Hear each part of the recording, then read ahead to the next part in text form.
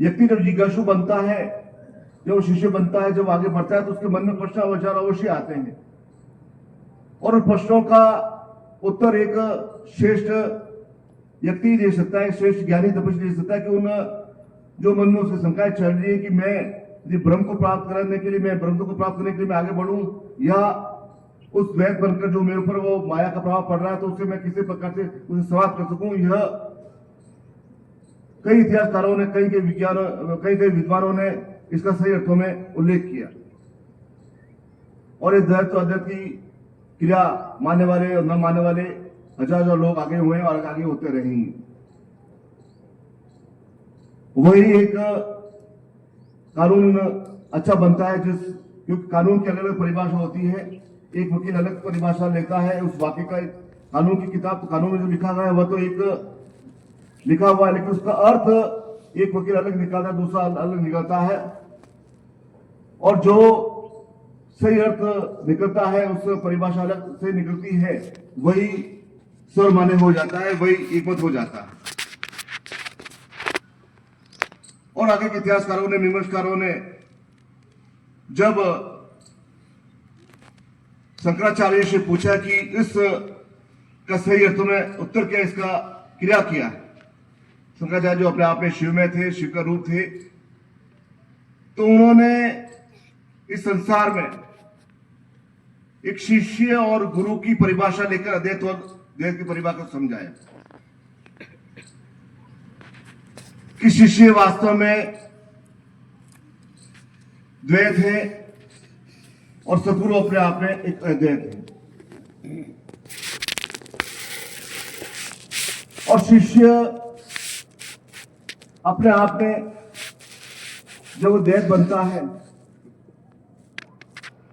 क्योंकि सद्गुरु अपने आप में एक जगह स्थिर हो गए, एक ज्ञान के माध्यम से, तपस्या के माध्यम से, योग्यता माध्यम से, पूर्णता के माध्यम से वह अपने आप में एक स्थिर हो गए।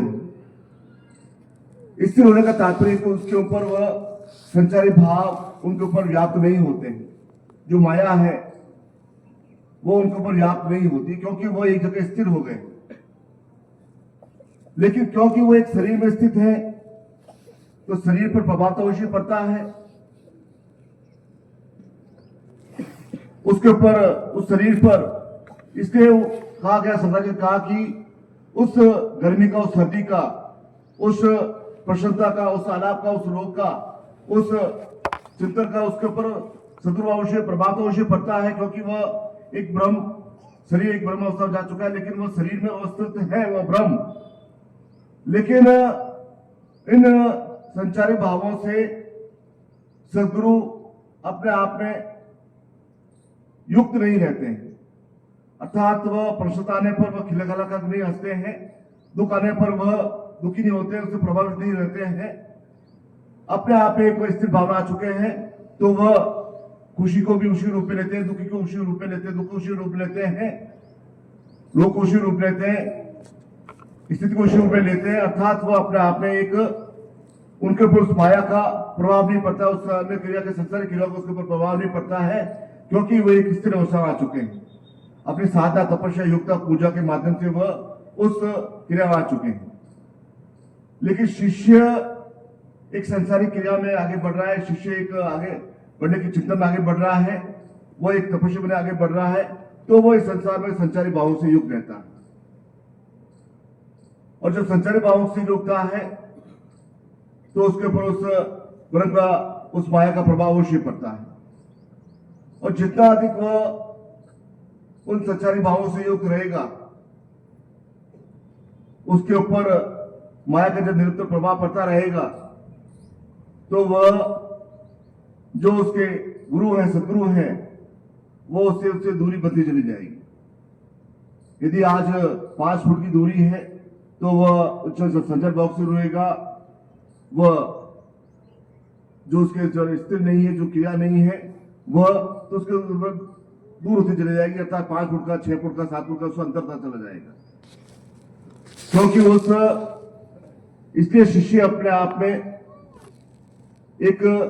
प्रकार से एक द्वैत है और सद्गुरु अपने आप में एक द्वैत है। और संसार की क्रिया, संसार का क्रिया, संसार का चिंतन, शिष्य की क्रिया की वह एक देश बनकर देश की क्रिया में आगे बढ़ सके, अर्थात वह सदरूप में समाहित होने की क्रिया कर सके, तभी वह उसके जीवन से संचारी भाव समाप्त हो सकेंगे। क्योंकि गुरु और शिष्य अलग है। गुरु एक कर्तव्य बोध है, गुरु एक कर्तव्य है। गुरु शिष्य के न तो माता है, न पिता है, न सगे संबंधी है, न भ्राता है, न मित्र है। एक कर्तव्य बोध है। उस कर्तव्य को बोध को प्राप्त करने के लिए शिष्य अपने जीवन की क्रिया करता है, जीवन में आगे बढ़ता है। उस कर्तव्य बोध को प्राप्त करने के लिए वस्तुस्थिति प्राण चेतना, उस सद्गुरु की प्राण चेतना प्राप्त करने के लिए वह क्रिया करता है। क्योंकि सद्गुरु भी अपने जीवन में जब अब शरीर में ब्रह्म है, एक शरीर रूप में धारण किया है, तो वह उस शिष्य को लीन होने की क्रिया, अंदर वो लीन हो सके वह क्रिया करेंगे। सद्गुरु जब पत्नी को लीन होने की क्रिया नहीं करेंगे, जब वो संसार में होंगे, जब पुत्र के साथ बात करेंगे तो पुत्रों को लीन होने की कि तुम पुत्र मेरे अंदर लीन हो जाओ, वह क्रिया नहीं करेंगे। वह उन शिष्यों को जो उन क्रिया देते को वो उस तत्व को प्राप्त करने के जो शिष्य है, जो कर्तव्य को प्राप्त करने के लिए जो प्रेरित है, वो उन प्राण क्षेत्रों को जागृत करने के लिए, शिष्य को याद करने के लिए वह उन क्रिया को, वह शिष्य अपने आप में वह सत्व में लीन होने की क्रिया कर सके। वो शिष्य को अध्यक्ष बनकर वो ज्ञान देते हैं, चिंतन देते हैं, क्रिया देते हैं। संसार में समय समय पर उस मंत्रों के माध्यम से, तंत्रों के माध्यम से, योग्यता माध्यम से, क्रिया के माध्यम से, साधना तपस्या के माध्यम से, गुरु क्रिया के माध्यम से, गुरु साधना माध्यम से और गुरु चिंतन माध्यम से, ताकि वह शिष्य अध्यक्ष बन सके। अध्यक्ष बनेंगे तो जो द्वैत है बनेगी क्रिया वो समाप्त हो जाएगी और वह इस संसार में उसके ऊपर माया का प्रभाव नहीं पड़ेगा, संसार में उस संसारी भाव का उसके प्रभाव नहीं पड़ेगा। तो शिष्य को एक द्वैत पद्धति की क्रिया में आगे बढ़ना है। वह तभी संभव हो सकता है जब हम पूर्ण रूप से गुरु की क्रिया को अपराध करने के लिए योग्य बन सके। उस तत्व को, चिंतन को प्राप्त करने के लिए हमारे अंदर वह एक चिंतन हमारे सहायक हो सके कि हमें सद्गुरु प्राप्त क्यों करना है, क्या क्रिया है, उनका क्या चिंतन है, हमने सद्गुरु प्राप्त किया है तो उनके माध्यम से हमें क्या प्राप्त करना है। हमारे मन के जो भी संचारी भाव है, 36 प्रकार के संचारी भाव कहे गए हैं। इसमें प्रसन्नता है, आह्लाद है, सुख है, दुख है, वैराग्य है, अतीता है, शेषता है, पूर्णता है, तपस्या है, रोग है। यह जो संचारी भाव है यह मनुष्य के भीतर निरंतर आते रहते हैं। कुछ में कम आता है, कुछ में जाता रहता है, क्योंकि मनुष्य गतिशील है। मनुष्य एक संचारी क्रियाओं में आगे बढ़ चुका है, तो संचारी भाव आते रहेंगे और जितना हम दूर करेंगे संचारी भाव उतना हम गुरु के निकट आएंगे। जितना हम गुरु के निकट आएंगे, गुरु की क्रियाओं को हम अपने प्राप्त करने में एक सक्षम योग्य बन सकेंगे। क्योंकि अंदर संचारी भाव है, अंदर वह क्रिया नहीं है, बोध नहीं, तत्व नहीं, गुरु की क्रिया को तत्व प्राप्त करने की समझ नहीं है, तो वह गुरु की जो चिंतन है, गुरु का इस संसार में आना, क्यों उन्होंने ज्ञान दिया, चिंतन दिया, क्या वह पूर्णता दी है, क्या उन्होंने मंत्रों का ज्ञान दिया, वह समझ नहीं पाएंगे क्योंकि अंदर संचारी भाव है। और संचारी भाव से इससे शिष्य धीरे धीरे जब वह शिष्य बनता है, एक जिज्ञासु बनता है, वो अपने जीवन में एक स्वरूप प्राप्त होता है। तो संचारी भाव को प्राप्त करने के लिए वो एक मात्र एक चिंतन है, गुरु मंत्र का जाप। गुरु की क्रिया को, गुरु को अपने हृदय में उतारने की क्रिया के माध्यम से ही हमारे संचारी भाव समाप्त होते हैं, चाहे कोई भी हो। जय जय जय। तो वो प्राण बनता है, वो चिंतन बनता है, जो पूर्णता बनती है कि वह संचारी भाव को समाप्त करते हैं। और गुरु मंत्र के माध्यम से ही संचारी भाव समाप्त होते हैं। अर्थात जब धीरे धीरे शिष्य उस एक अपने शिष्यता की प्रकाष्ठा पर आ जाता है, तब उसे गुरु के अलावा कुछ दिखता ही नहीं है, तब वह सही उसमें शिष्य बनता है, शिष्य हो जाता है। केवल गुरु दीक्षा लेकर या गुरु चिंतन लेकर वह शिष्य एक शिष्य का है, लेकिन शिष्य की पूर्णता तक नहीं पहुंचा। शिष्य पूर्णता तक पहुंचने के लिए उसे जब चारों तरफ जब कहीं भी कुछ भी देखे, जब वह सदगुरु दिखाई दे तो वह अब सही अर्थों में शिष्य है। तुलसीदास जी अपने भक्ति के, अपने राम की भक्ति के माध्यम से इतना अधिक राम में बन गए थे कि जब वे भगवान राम के दर्शन करने जाते हैं अयोध्या में और भगवान राम की मूर्ति देखते हैं, जब कृष्ण की मूर्ति देखते हैं, कृष्ण को देखते हैं, वृंदावन जाते हैं, तो उन्हें कुछ प्रसन्नता नहीं, अनुभूति नहीं होती। उनके लगता है कृष्ण की मैं देख रहा हूं लेकिन मुझे कुछ अनुभूति नहीं हो रही, वो क्योंकि वह राम में हो चुके थे। जब वह राम की क्रिया करके, राम को चिंतन लेकर जब वह भगवान श्री कृष्ण को देखते हैं, तब वो उनकी अनुभूति होती है, वो उनके आनंद प्राप्त होती है, जब वो उनके दर्शन करके वह उन्हें चिंतन प्राप्त होता है। अर्थात वे भगवान श्री कृष्ण को भी भगवान राम में देख रहे थे। जब तक वो राम की पूरी चित्र उनके सामने नहीं आता कि वह धनुष लिए है, ताबू चले, वर्ष चले, ऐसा है, सुगर सर्विस है, ऐसा है, एक अलग कीर्ति, एक अलग प्रभाव है। जब वह कृष्ण को देखकर उनकी अनुभूति नहीं हो रही थी, जब कृष्ण के रूप को देखकर जब राम को अंदर देख रहे थे, तब उनकी वह अनुभूति हो रही थी। इतना भी अधिक अपने जीवन राम में हो गए थे। और यही ये चिंतन ही क्रिया होती है कि जब वह नित्य गुरु मंत्र के माध्यम से जब वह नित्य कार्य करता रहता है अपने संसार में, जब वह कर रहा था कि मैं कोई भी कार्य कर रहा हूं, चाहे वह सामाजिक कार्य कर रहा हूं, चाहे वह नौकरी कर रहा हूं, चाहे वह बिजनेस कर रहा हूं, चाहे कर रहा हूं, जब निरंतर रोज गुरु में होता चलता है, गुरु की क्रिया होती, गुरु के चित्र उसके सामने होता चला जाता है, तब वह कि मैं कोई भी कार्य कर रहा हूं, चाहे इस गोदाम की पैसे भूमि पर झाड़ू लगा रहा हूं लेकिन गुरु में होकर कर रहा हूं, चाहे मैं बर्तन धो रहा हूं, चाहे गुरु में बनकर कर रहा हूं, अर्थात वो कोई भी क्रिया कर रहा है संसार में, नित्य गुरु में बनकर कर रहा है। गुरु के सामने उसकी छवि है, गुरु के चिंतन उसके सामने है, गुरु का उसका चिंतन गुरु के क्रिया में है, तो वह गुरु में बनकर जब वह संसार को कार्य करता है, तो इसका तात्पर्य है कि वह इस संसार में वह अद्वैत बनने की क्रिया में कर रहा है। क्योंकि अद्वैत बनना ही शिष्य की सबसे बड़ी पूंजी है, सबसे बड़ी प्रकाश है कि वह अपने अंदर से इस माया को, इस प्रभा को समाप्त कर सके, तभी वह सदगुरु की आत्मिक शक्ति को ग्रहण करने के शिष्य योग्य बन सकेगा। और जो हमारे अंदर संचारी भाव आते हैं, जो हमारे अंदर आते हैं, तो हम गुरु को निकट नहीं हो पाते और गुरु से दूर होते हैं। गुरु ने कहा कि तुम्हें 1 बजे आना है, 1:30 बजे आते हैं, तो वो मन में सोचते हैं कि कौन से गुरु नाराज हो गए, कौन से फांसी चढ़ा देंगे, गाड़ी पंचर हो गई है, टायर पंचर हो गया, ऐसा करके बोल देंगे। अर्थात एक गुरु आज्ञा का, छोटी छोटी आज्ञा का उल्लंघन करना ही, गुरु ने कहा कि 1 बजे आना, तो 1 बजे आना है, अर्थात वो आज्ञा का उल्लंघन करना की क्रिया में मैं सोचता है, तो इसका तात्पर्य कि वह अंदर वो संचारी भाव अपने अंदर वो याद कर रहा है। क्योंकि शिष्य बने हैं,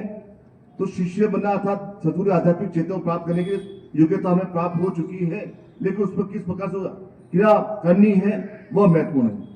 सदगुरु हमने पहचान लिया, प्राप्त कर लिया, स्वीकार कर लिया, सब कुछ गुरु के आध्यात्मिक चेतना प्राप्त करने के लिए हमें क्रिया में शक्ति प्राप्त हो चुकी है। लेकिन धीरे धीरे, क्योंकि हम धीरे धीरे संचारी भाव साफ करेंगे, यदि हम नहीं करेंगे तो हम अपने आप में शिष्य नहीं बन पाएंगे। आस पड़ोस व्यक्ति, हम यदि हमें जागृत नहीं करेंगे, लेकिन आस पड़ोस व्यक्ति फिल्मी गाने बजाएगा,